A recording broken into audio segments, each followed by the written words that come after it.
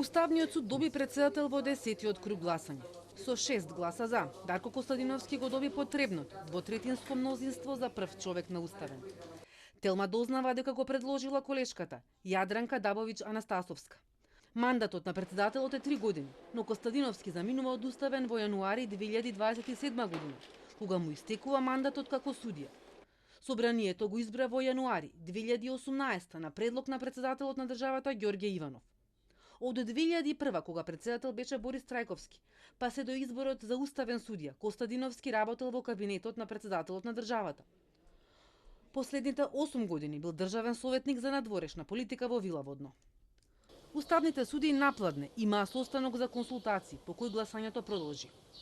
Новиот обид за Осман Кадрију завршил повторно со 5 гласа недоволно за избор, пошто нов кандидат бил Костадиновски.